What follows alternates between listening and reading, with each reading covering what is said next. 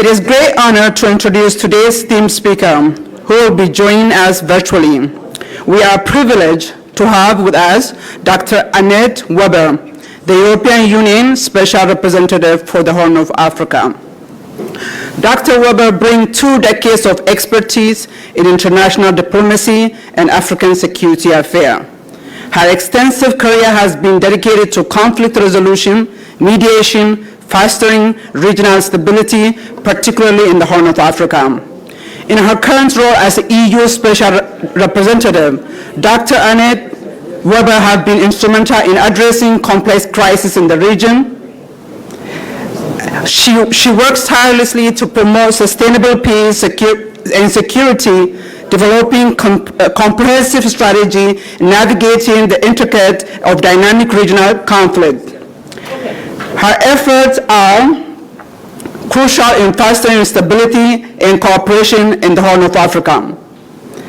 Dr. Weber's academic and professional journey is distinguished by her deep involvement in African peace process.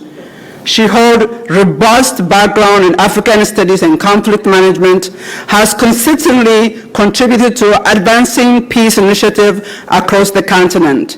In her prior role as the Senior Fellow of German Institute for International and Security Affairs, she oversaw critical research providing strategic insight into African security issues. Beyond her professional achievement, Dr. Weber is a passionate advocate for dialogue and collaboration. She emphasized the importance of local perspective and solution in addressing regional conflicts, advocating for a holistic approach to peace building that integrate political, social, and economic dimension. Today, Dr. Weber joined us virtually to share her valuable insight to challenges and opportunities for leadership in East Africa. Her experience and vision will undoubtedly enrich our understanding and inspire us to work toward advancing peace and development in the region. Please join me in extending a warm virtual welcome to Dr. Annette Weber. So I'm speaking into the void and hope everyone is fine on the other side. Greetings from Brussels. And let me thank the Minnesota Institute for the Horn of Africa Studies and the United Women of the Horn. I know we shortened time and I keep you from your lunch break. Let me thank you for this opportunity to talk to you. Just to give a bit of background of our priorities right now as EU, as European Union. When we talk about the Horn at the moment, our focus starts from the Northern Horn, starts from Sudan, and of course, as you all know, in the Paris meeting on the 15th of April, I think we made very clear that we're looking at Sudan in three, mainly on 3 different priorities. This is humanitarian, first and foremost. As you know, it's 10 million internally displaced people. We have a massive humanitarian catastrophe, man-made, because of the war, and where food is also used, or lack of food, no access to food, is used as a weapon of war by the 2 belligerent sides. And of course, also what is important to us on the Sudanese side is the civilians. We are working with the civilians, with a huge variety of civilians from all different political landscapes, because of course 2018-19, this was the revolution in Sudan, where women and youth went to the street and basically demanded a new political dispensation. And right now we're really standing at the abyss, and it seems like the end of the revolution, but for us, for the EU, we've made it very clear, of course together with our partners, also the US, that we want to come back to a situation where Sudanese civilians, where people can decide, what kind of political system they want to live in and what kind of future they would like to have. At the moment, I think what we're looking at is a fragmentation and a potential state collapse in Sudan. We see, of course, hugely concerning connections between the Sahel and Sudan to the Red Sea. This is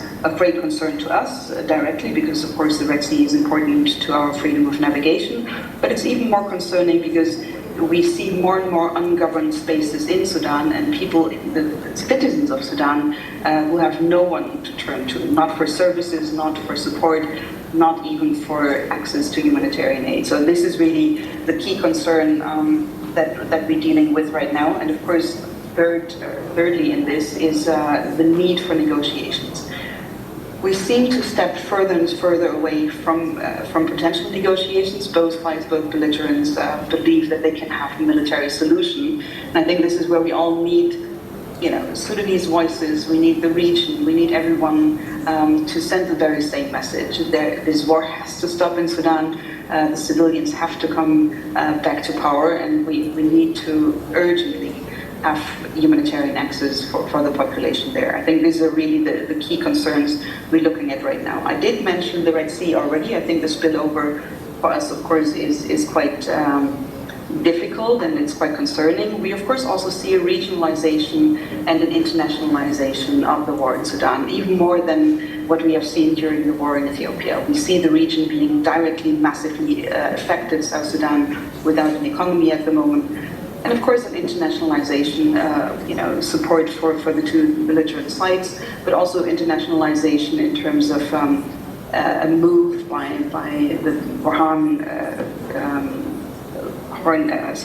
eastern part of Sudan towards Russia, while Hemeti has been with Wagner and Russia before, but of course also an element of Iran.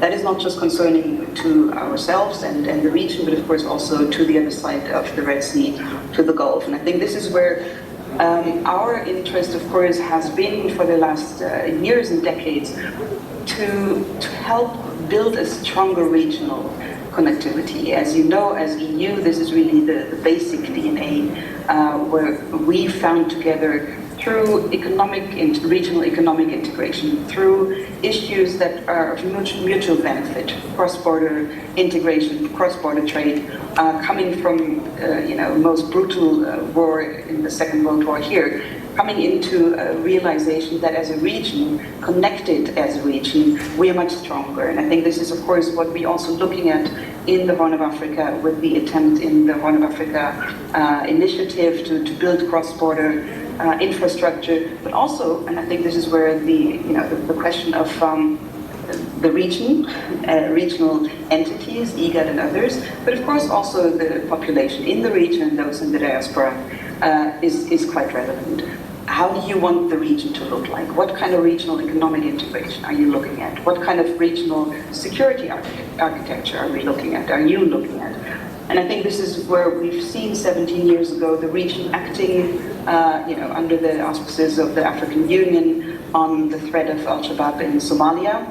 We know, the ATMIS might come to an end, but of course we're looking into the next move. And of course we would think that a regional agreement, a regional organization, or the region, the neighboring states, having the same understanding of stability and security would be the key to not just a solution against Al-Shabaab, but to a region, a strong region, and a strong region for its own population.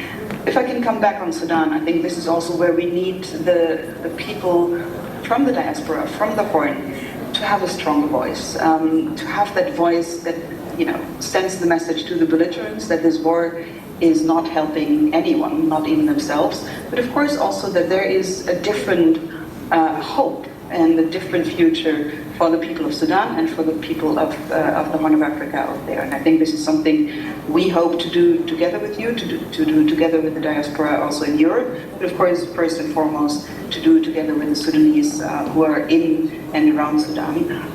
And just to repeat myself on the region, I think we have learned that alone you can never be strong enough. You really need partners. You need to find a way how to create your region that you can benefit from each other. And I think your region, the Horn of Africa region, has so much potential for cross-border trade, for short ways for trading goods and services. That I think this is what we want to support more with the Global Gateway, with the Horn of Africa initiative, and would hope for the region to also be fully on board. So thank you so much. I hope you could hear me, and I hope maybe I can also hear you from now on. Thank you.